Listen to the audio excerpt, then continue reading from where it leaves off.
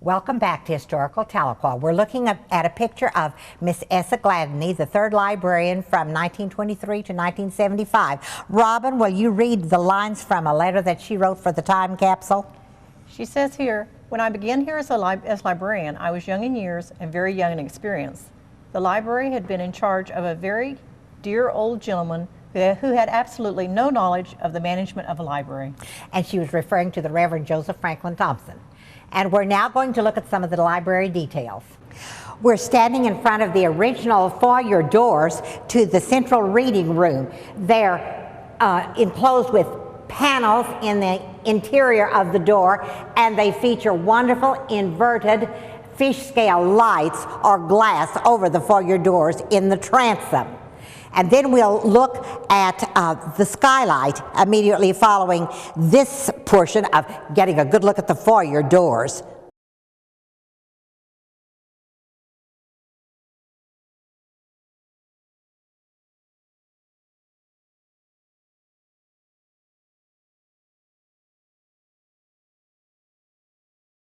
The ceiling has a skylight which was covered in 1925 with metal because there was a leaking problem, and it still remains covered. And it is the original wood surround. Is that not beautiful?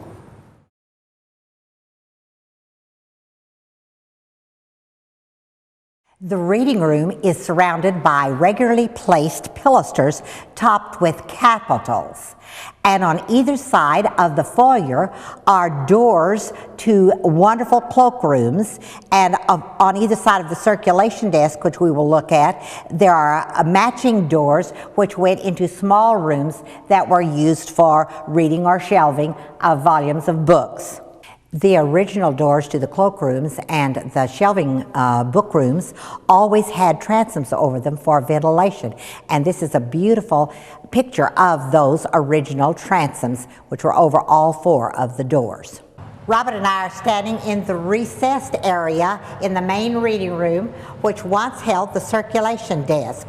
And Robin, you know where that circulation desk now is? It's now at the Cherokee Heritage Center. It's not on display currently, but it has been out there for many years, the Heritage Center. That's great. And at one time, there was a large mural over this area, and we will look at that mural in a little bit because it still is in the library. It's still in the library. The main reading room is surrounded by 8 original windows.